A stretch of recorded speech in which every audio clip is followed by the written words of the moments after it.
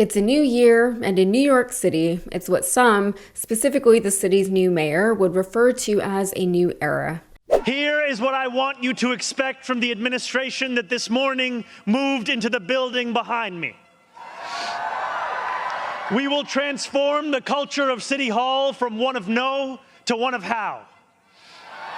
We will answer to all New Yorkers, not to any billionaire or oligarch who thinks they can buy our democracy.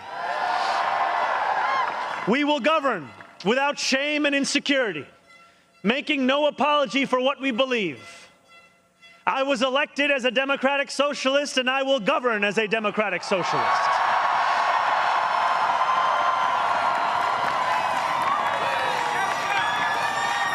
Zohran Mamdani was sworn in as the mayor of New York City on New Year's Day, and while the city typically does elect Democratic leadership, Mamdani's election represents a departure from the Democratic establishment that so many Americans seem to be craving. And the changes have already begun. As he stated in his inaugural address, he was elected as a Democratic Socialist and he intends to govern as one. He spoke of embracing the warmth of collectivism when the individualistic ethos of our nation has let down and left behind so many Americans. And the quote that's been going a little bit viral, he said, "For too long, those fluent in the good grammar of civility have deployed decorum to mask agendas of cruelty." The inauguration was well attended, with New York's Governor Hochul there, along with now former New York City Mayor Eric Adams. Chuck Schumer was there in what could possibly be considered his first actual public demonstration of any kind of support for Mamdani. And of course, Bernie Sanders and Alexandria Ocasio-Cortez were there. Predictably, the right-wing backlash to the inauguration has been swift. You write well, it's eloquent, but tell me really what the point is here for Zohran Mamdani. Like, you know, he goes down to the subway station. Is he trying to say that he's bringing New York back to what it used to be or turning it into something new?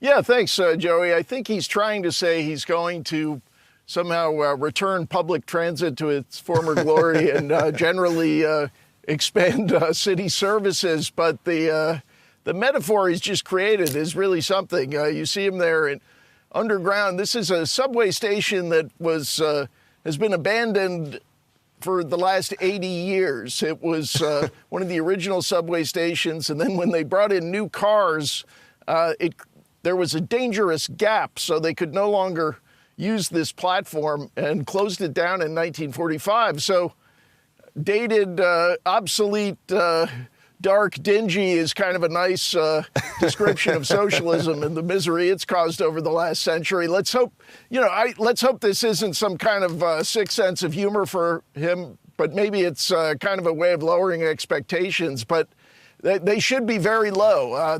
These are policies he's promised that have failed all over the world and in New York City as well. We've had some form of rent control for roughly a century.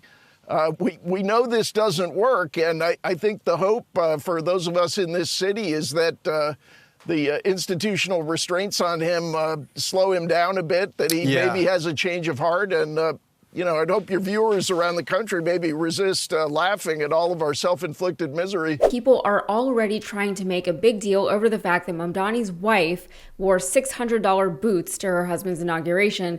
God forbid. First of all, do these same people know how much good quality knee-high boots cost these days? At least a few $100s. $600 is really not that preposterous.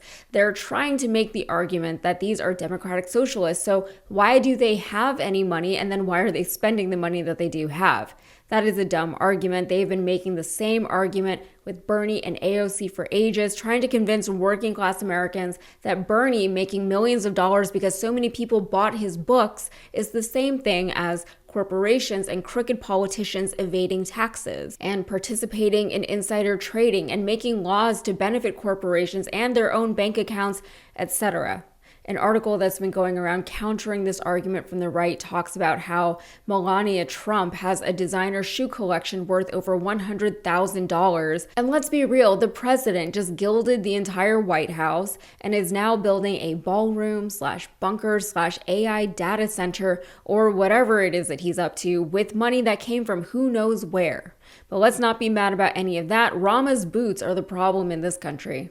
But I did mention AOC earlier, and speaking of her, here's what Fox News had to say about the rise of progressives within the Democratic Party. One aspect I thought when I saw the two of them there together right there on the screen too, is that these might be the new Democratic Party leaders. We've been wondering who is the leader of the Democratic Party. It seems to be these two are the ones that really generate the most energy going forward, which to me is just kind of head-scratching because in 2024, the general election, the popular vote, it swung to the right. But here we have the Democratic Party swinging further to the left. Kamala did not lose her election because she was so far left. She lost because she wasn't left enough. She lost because she was all about the status quo. She lost because she couldn't think of a single thing that she would have done differently from Joe Biden. She refused to denounce the U.S. involvement in the genocide in Gaza. The promises that she was making to the American people felt more like attempts to placate a desperate population rather than to offer them any kind of real solutions. So many would-be Democratic voters simply did not vote for her.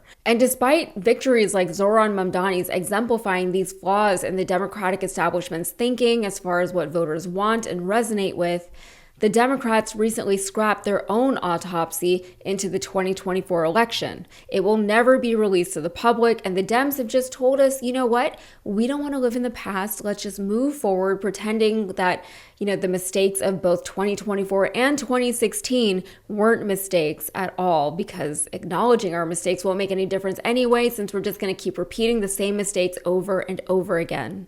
Well, Norman Solomon, the director for Roots Action, went on Democracy Now! To discuss the 2024 investigation that they had to conduct themselves since the DNC scrapped theirs. And here's what they found to be the reasons for Harris's loss. Our team at Roots Action put together our own autopsy, and we found that it really echoed the same kind of critique that we presented in our autopsy after the 2016 election. In fact, if you were to swap the names Hillary Clinton and Kamala Harris, it would be entirely accurate in a lot of the report, because in both cases, and here we have elections, 8 years apart, service to corporate power, hostility to the progressive wing of the party, out of control militarism, disconnection from the base of the working class. That's been a common thread of the Democratic Party.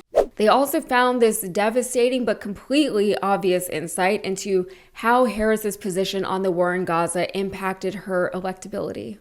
Well, there's no doubt that the polling at the time, as early as August 2024, showed that in crucial swing states like Michigan, Wisconsin, Arizona, that if Kamala Harris had been willing to call for an arms embargo, even say she would consider an arms embargo on Israel as it continued its genocide against Palestinian people in Gaza, that she would have gained a lot more votes than she would have lost. This was not a secret.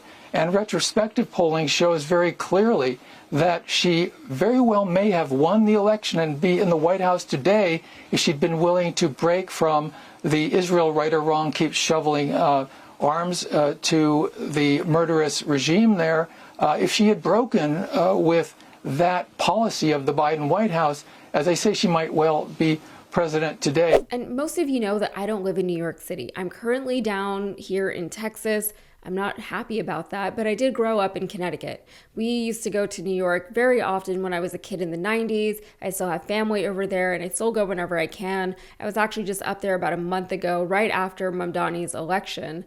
All that to say, New York City is a city that I'm quite familiar with, but I've never lived there, and the experiences of a local are very different from the experience of someone who just happens to visit a lot. However, as someone who does the kind of work that I do, the politics of the biggest city in our country and one of the biggest and most influential cities in the world is, that's something that I pay very close attention to, even from afar. And I'm reminded of something Kamala Harris said when Rachel Maddow asked her if she supported Zohran Mamdani for mayor. I mean, she gave a really dumb answer and she was flamed for it by the left. She said she supported the Democratic nominee, which was a non-answer, but then she tried to pivot away from Mamdani himself. She tried to assert that New Yorkers may not understand this, but they and their politics are not the center of the world. Then she tried to talk about other races in places that I don't even remember. So there goes whatever whatever point she was trying to make as far as what's relevant and what isn't. She glossed over the obvious points, though, and in so doing, she came off as incompetent at best and deceptive at worst. The election of a self-proclaimed Democratic socialist to the largest mayorship in this country is a huge deal, and Kamala Harris knows it. The largest city electorate in the country voted for a Democratic socialist and rejected not one, but two establishment Democrats that the Democratic Party was trying to push on the people. They rejected centricism, they rejected corporate Democrats, they rejected non-action, and they rejected the maintenance of the status quo with marginal and largely insignificant or just symbolic incremental changes thrown in on occasion. And you have to believe that Kamala Harris and her Democratic colleagues know all of this on some level because they have to. How could they not? But they are incredibly and almost impressively resistant to seeing and then acknowledging what is right there in front of them. The other point that Kamala tried to diminish is that New York City is not the same as whatever other city or town she tried to compare it to during her interview with Rachel Maddow. It absolutely is not the same. I live in Houston, which is one of the biggest cities in this country. It is not the same as New York City, though, and frankly, neither is LA or Chicago. In terms of national and international significance, influence, and industry, New York City is unmatched. And speaking politically, what happens there does affect what happens elsewhere. And I'd say that there are a few trend-setting political zones in this country, as in what happens there tends to foreshadow what can and often does happen elsewhere. For instance, I talk a lot about Texas politics here because for right-wing conservative Christian politics, what happens in Texas is absolutely worth paying attention to outside of Texas. For Kamala to pretend that New York is not relevant to people outside of New York is disingenuous, and I know, trust me, I know, that life in places like Texas is very different from life in places like New York or the Northeast or California or Wyoming. There are so many different Americas within this country, so many vastly different lived experiences. None are less American than the other, but it can create issues in our political process when people, say in rural areas, have no idea what life is like for people in urban areas and vice versa. But let's not pretend that electing a Muslim, millennial, democratic socialist in New York City isn't a huge, historic deal for all of us, all right? That's it for me. If you got anything out of this, please like the video and subscribe to the channel for more. Thanks.